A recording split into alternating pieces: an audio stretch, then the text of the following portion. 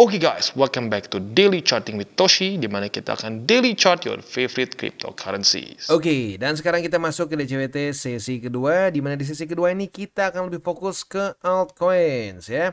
Dan kayaknya sekarang gue mulai memutusin juga DCWT sesi kedua ini gue lebih fokus ke mikro ya, sementara makronya kita akan lebih ke DCWT sesi 1 ya. Jadi buat lo yang pengen tahu fundamental makro dan seterusnya, boleh sekali lagi nonton DCWT 1 yang sudah kita upload tadi pagi ya. Oke, dan seperti biasa gue ingatkan, salah satu cara termudah dan termurah untuk mendukung TCI adalah dengan pause bentar dan like our video ya. Oke, dibandingkan dengan tadi pagi nggak terlalu beda jauh sih sebenarnya ya. BNB koreksi 0,58, Solana koreksi 0,41, XRP rally tipis 0,07, Dogecoin koreksi 0,61, Toncoin rally 2,6%, dan Cardano rally 1,2% ya. Dan jangan lupa hari ini akan keluar beberapa data penting ya. Pentingnya itu jujurnya ini lebih, walaupun bintang 3 ada banyak ya, tapi ini salah satu yang menurut gua akan bisa menjadi salah satu hal yang akan mempengaruhi the Feds begitu ya. Yaitu akan ada ini non-farm payrolls dan juga unemployment rate ya. Ini dua hal yang menurut gua langsung bersinggungan dengan kebijakan the Feds begitu, yang tentunya kita tahu sekarang interest rate masih tinggi ya. Nah, ini untuk detailnya seperti apa gue udah bahas di DCWT sesi 1, tapi intinya ini akan jam setengah 8 semua kurang lebih. Yes, setengah 8 semua. Buat lo yang pegang posisi futures, kalau udah dekat-dekat jam segini belum kena target TP, pertimbangkan untuk tutup posisi just in case volatility-nya tidak sesuai dengan harapan kita ya. Oke. Kita akan lihat dulu di Bitcoin ya. Untuk Bitcoin dia tadi retest ketiga di 71.400-an ya. Berarti udah 3 kali retest. Kereject nggak bang? Ya belum tahu karena kita belum daily close ya. Kita lihat sampai besok jam 7. Kalau dia masih daily close di bawah dari 71.450, artinya ini masih menjadi suatu struktur resisten yang kuat ya. Nah, untuk secara TA tentunya mungkin beberapa dari lu yang sudah ya sebenarnya harusnya belum bosen ya, baru 3 hari begitu. Tapi kadang-kadang untuk orang-orang yang baru di dalam dunia kripto, baru 3 hari seperti ini udah bosen. Pengennya tuh kayak gini nih, ngepam sehari 7%, ngepam lagi 7%-an lagi dan seterusnya ya. Exciting gitu ya. Tapi gua harus ingatkan bahwa pada faktanya sebenarnya investasi itu nggak cuma di kripto ya, tapi real investing in general is kind of boring. Itu is kind of boring, dan justru tempat-tempat yang paling profitable itu malah tempat-tempat yang paling boring dan lu paling males buat invest. Kayak di daerah sini, waduh ya. Semua orang kalau misalnya ada yang nanya, lu invest apa? Lu bilang kripto. Wah, lu pasti dijadiin bulan-bulanan. Hah, kripto? Bukannya kripto lagi jelek ya? Oh, bukannya kripto minus terus ya? Bukannya scam ya? Sekarang fundamentalnya udah udah ada ETF spot ya. Lalu institusi udah masuk ratusan juta, bahkan sampai bukan cuma ratusan juta ya, udah miliaran US dollars masuk dan seterusnya ya. Tapi ya suka nggak suka gitu ya, kita investasi itu bukanlah cari adrenalin. Kalau lu cari adrenalin di investasi, itu menurut gua a very bad thing begitu, karena kalau lu pengen nyari adrenalin, ujung-ujungnya akan over leverage gitu. Karena kalau lu nggak over leverage, cuma di CA itu nggak akan ada adrenalin gitu. Lu cuma akumulasi biasa aja gitu. Dan itu boring gitu. Buat rata-rata orang boring gitu. Jadi kalau lu sering nonton film, wah trader kayaknya tuh, wah ya kayak harus cepat gini gitu. Ya itu jujur menurut gua unrealistic lah. Unrealistic. Pada faktanya saat kita investasi sesungguhnya itu akan cenderung membosankan, baca report, baca report sampai ya. Kalau gua sih happy karena gua memang orangnya geeky gitu. Gua suka ngeliatin report, gua suka ngeliatin patterns. Nah, buat rata-rata orang mungkin ya enggak begitu. Tapi itu faktanya memang seperti itu ya. Nah, selanjutnya kalau kita lihat juga di sini kondisi Ethereum itu sebenarnya lebih sideways dibandingin BTC ya. Tetapi beberapa hari ke belakang ini dia menemukan 3.790 sebagai support yang lumayan. Dan yang menarik adalah EMA20 yang sebentar lagi akan menjemput nih. Apakah dia akan mantul di EMA20 ya, kebantu dengan dia naik ke atas dan lanjut lagi, atau jangan-jangan dia akan jebol dari EMA20 ya. Lagi-lagi, ini semua secara pattern TA menunjukkan ya dalam beberapa hari terakhir ya 2 minggu terakhir menunjukkan bahwa ini mereka bingung mau kemana ya. Bingung mau kemananya kenapa? Karena kalau menurut gue pribadi ya, fundamental besarnya makronya memang masih sketchy gitu ya, sketchy, masih belum jelas mau kemana. Sekali lagi, lu pengen buat detailnya atau lu pengen tahu detailnya, nonton ke DCWT sesi pertama, gue udah jelasin lebih panjang di sana ya. Di sini lebih fokusnya ke mikro aja ya. Nah, untuk economic calendar jangan lupa ya, unemployment rate ini sekali lagi kalau untuk short term ya, kita pengen kripto naik, harapannya adalah lebih tinggi daripada ekspektasi. Ini lebih tinggi, ini lebih rendah ya. Sebentar, ini lebih rendah lebih tinggi ya. Coba gue cek dulu, takut salah. Oh iya benar, ini lebih rendah, ini lebih tinggi, dan ini lebih rendah juga. Begitu ya. Itu untuk jangka pendek. Ya, kalau jangka panjang lagi-lagi DCWT sesi 1 ya. Selanjutnya untuk indeks dolar itu sekarang kondisinya melemah sih, atau lebih tepatnya kemarin melemah ya. Daily close di bawah dari 104,15 karena kemarin itu data dari US. Coba kita lihat ya. Kemarin dari US itu ada data initial jobless claim-nya jelek ya. Initial jobless claim-nya jelek. Dan apa lagi? Udah, satu aja ya. Nah, initial jobless claim jelek tentunya membuat indeks dolar turun begitu. Jadi itu belakangan yang membuat selling pressure, atau bukan selling pressure lebih tepatnya ya, membuat indeks dolar mulai kehilangan powernya gitu ya. Bitcoin dominance, masih ada beberapa yang nanya, "Bang, kapan altcoin season?" Ya, gini sekali lagi, gua akan coba jelaskan lagi. Jadi altcoin season itu akan ada 2 jenis tipenya ya. Tipe yang jangka pendek altcoin seasonnya. Pendek tuh gimana maksudnya, Bang? Pendek itu biasanya terjadi di masa-masa QT ya. Kayak contohnya itu di sini nih ya, masa-masa QT itu seperti di sini nih. Jadi waktu Bitcoin mendominasi, itu dia ada masa-masanya altcoin season kecil-kecilan di sini nih.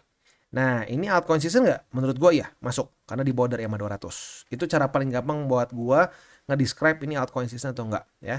Jadi EMA 200 itu di atas sebagai resisten, EMA 20 dan 50 menjadi resisten juga gitu. Nah, tetapi di masa-masa QT, altcoin season ini biasanya hanya sporadis, dikit-dikit aja, kayak perang gerilya gitu ya. Di sini juga ya. Ini mungkin lebih gede lah, lebih gede. Tapi tetap masih masa-masa QT. Kalau lu mau altcoin season yang gini nih, yang segede gini ya, segede gini. Lalu yang lebih ekstrimnya tuh segede gini ya. Nah, ini tuh harus dalam masa-masa QE. QE itu apa? QE itu interest rate rendah dan balance sheet naik ya, atau meningkat ya, pembelian bonds dari US meningkat. Nah, jadi lagi-lagi kalau yang seperti ini memungkinkan aja, ya memungkinkan terjadi. Tapi kalau yang kayak gini, historically speaking, kita masih harus tunggu sampai the Fed mulai pivot. Ya, kalau dia belum pivot, nggak akan begini. Karena markets itu akan mengambil resiko lebih besar apabila apa? Apabila liquidity banyak. Nah, liquidity banyak itu saat ya indeks dolar lemah gitu. Indeks dolar lemah karena banyak supply-nya di market ya, dengan balance sheet terus meningkat dan juga interest rate rendah begitu ya. Oke, jadi kurang lebih seperti itu ya. Selanjutnya kita akan geser ke buy limit. Sebelum kita masuk ke buy limit, seperti biasa gua akan disclaimer dulu bahwa semua konten dari TCI bukanlah financial advice. Ini semua bentuknya adalah edukasi. Lalu bagaimana cara untuk mendukung TCI? Ada banyak caranya. Lu bisa like our video, bisa share our video, atau juga bisa menggunakan link referral kita di bawah. Dan sekarang kita akan dengar dulu pesan-pesan dari sponsor kita pada hari ini. Oke, today's video is brought to you by Bybit. Dimana di Bybit ini kita bisa melakukan berbagai macam hal ya, mulai dari yang newbie sampai yang sudah advance. Buat mungkin lo merasa bahwa aduh bang, gue masih nggak ngerti nih TA, gue masih nggak ngerti charting dan seterusnya, tapi pengen akumulasi, pengen DCA murni, bisa lo tinggal masuk ke sini one click buy, dimana lo bisa pilih lo mau pakai apa ya fiatnya, lo tinggal pilih juga asetnya apa ya. Misalkan lo pengen akumulasi BTC, misalkan setiap hari Senin jam 7 pagi, misalkan gue pengen akumulasi BTC sebesar 100.000 rupiah misalkan ya, lu bisa langsung lakukan di sini. Bisa peer to peer, bisa Dana, Bank BRI dan lain-lain. Ini gila ya, bisa pakai BCA Mobile dan seterusnya. Jadi Bybit ini memang cocok banget buat orang-orang yang tinggal di Indo ya, bisa langsung pakai bank-bank yang memang sudah biasa kita pakai di Indo ya. Nah, buat yang intermediate sampai advance juga di sini ada spot, nah, dan juga ada leverage tokens, dan tentu juga ada derivatives trading, di mana kita bisa menggunakan kontrak yang USDT maupun USDC. Jadi di sini lu bisa pakai USDC ya, karena nggak semua exchanger bisa menerima untuk futuresnya pakai USDC ya. Dan tentu juga lo bisa earning bunga juga dari kripto lu dan lain-lain. Dan tentu juga di sini kita bisa melakukan copy trade ya, di mana copy trade dari Bybit ini sudah cukup terkenal ya, dan kita bisa mendapatkan keuntungan juga. First copy trade kita bisa ada protection 100 USDT loss coverage ya, dan seterusnya ya. Jadi buat lo yang tertarik bisa silakan pakai, klik di link referral kita di bawah. Kita masuk ke Solana. Untuk Solana kita bisa lihat di sini dia ketahan oleh 170. Enggak sih, sorry. Lebih tepatnya bukan 170, tapi ketahan oleh struktur 169,8. MA20-nya malah jebol ya.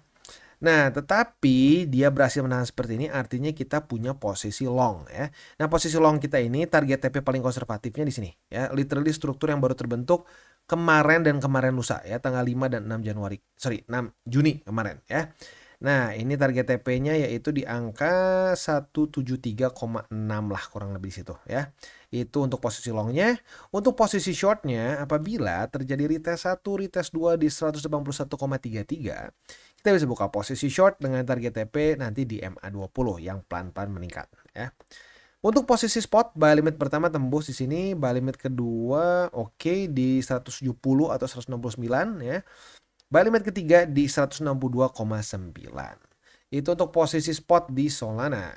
Next kita masuk ke Phantom, dan untuk Phantom kita bisa lihat di sini dia itu jebol ya strukturnya, tapi untungnya nggak ada setup future sih ya.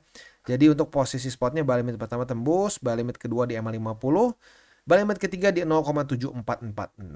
Itu untuk posisi spot di Phantom. Posisi futuresnya apabila terjadi retest 1, retest 2 di MA20 sebagai resisten, kita bisa buka posisi short dengan target TP kita di MA50 ya. Next kita masuk ke Manta. Untuk Manta, posisi short kita sudah kena target TP. Dan uniknya posisi long juga udah dapat ya. Jadi posisi shortnya kita udah profit sebesar 3,75%. Retest 1, retest 2 terjadi di 1,783. Artinya kita sudah punya posisi long. Dan target TP posisi long kita jelas yaitu di angka 1,854 ya. Jangan lupa kalau udah dekat-dekat jam segini ya, setengah 8, lu bukan setengah 8 di sini ya. Ini yang kemarin. Hari ini tuh kapan? Oh sama, setengah 8 juga. Udah dekat-dekat jam segitu masih belum kena target TP, pertimbangkan untuk tutup posisi. Just in case volatility-nya tidak sesuai dengan harapan kita ya. Untuk posisi spot posisi spot high risk-nya ya, karena lagi-lagi Manta menurut gua masih high risk ya. Masih ada kemungkinan catching a falling knife. Buy limit pertama di 1,783, buy limit kedua di 1,741, dan buy limit ketiga di 1,64 ya. Next kita masuk ke NOT ya, untuk NOT dia itu kemarin kan baru membuat satu struktur nih di angka 0,022858. Boleh buka posisi short nggak bang? Boleh sih, tapi posisi short ini cenderung beresiko ya, karena nggak ada corrective movement-nya dulu, jadi cuma konsolidasi. Nah kalau konsolidasi ini biasanya antara penerusan atau reversal gitu, reversal trend ya. Nah, jadi maka dari itu posisi shortnya akan cenderung lebih beresiko ya. Nah, posisi short ini sebenarnya sudah kita bisa dapatkan dari kemarin ya. Tapi ya buat lo yang pengen pasang sekarang boleh di 0,02285. Tapi sekali lagi itu adalah posisi short yang cenderung high risk ya. Posisi shortnya target TP-nya di MA20 tentunya ya. Posisi long masih cukup jauh jadi kita nggak usah bahas dulu. Untuk spotnya, buy limit pertama di MA20, buy limit kedua di 0,01158, dan buy limit ketiga di 0,007656 ya. Semoga untuk yang NOT ini lu punya dari awal, karena gue pribadi dapat dari awal ya. Waktu itu ada launch pool di Bybit ada, di Binance juga ada. Gue dapat dua-duanya. Jadi kadang-kadang lu gini ya, lu harus manfaatkan banyak fasilitas-fasilitas dari exchangers gitu ya. Ada launch pool, ada launchpad, itu manfaatkan. Karena ya dengan ikutan launch pool, launchpad itu cenderung resikonya sangat kecil gitu. Dan itu gue udah rasain dari cycle kemarin juga. Jadi gue tinggal repeat aja di cycle ini dan ya puji Tuhan profitable begitu. Jadi buat lu yang mungkin meremehkan launch pool, launchpad, pertimbangkan ulang karena it's very profitable. It's very profitable with an extremely small risk gitu ya, karena lu nggak harus ngemodal gede di awal gitu ya. Next kita masuk ke Ondo. Untuk Ondo dia mulai retest 1,4099 sebagai resisten ya. Apabila besok atau sorry bukan besok tapi hari ini terjadi retest kedua di 1,4099, kita bisa buka posisi short dengan target TP kita di angka 1,24449 atau ya kalau nggak kena ingat setengah 8 malam pertimbangkan tutup posisi ya. Nah itu untuk posisi shortnya, posisi longnya masih jauh. Untuk spot buy limit pertama di 1,24449.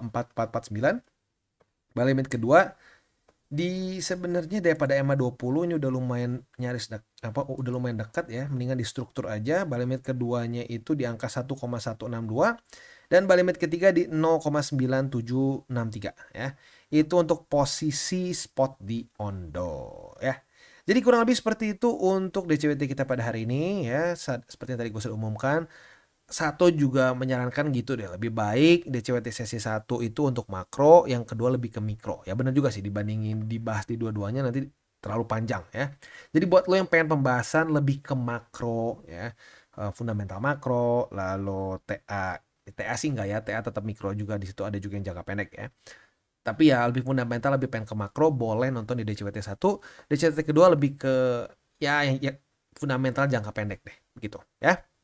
Oke, sebelum kita tutup seperti biasa gue ingatkan bagi para newbies ekstra hati-hati ya, 3 golden rules jangan di break. Yang pertama, jangan pakai uang panas, itu udah benar-benar haram, hukumnya itu yang paling nggak boleh di break ya.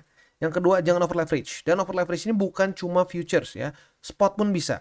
Dengan lu all in di satu titik, lu harus cut loss. Itu over leverage namanya ya. Nah, makanya DCA. Dan yang ketiga, berpikirlah jangka panjang. Hindarilah mindset-mindset seperti gua sehari mau profit pokoknya 10% konsisten. Yang ada konsisten boncos kalau punya mindset yang salah kayak gitu ya. Jadi ingat 3 golden rules itu diserap baik-baik, diadopsi dengan baik ya, diresapi.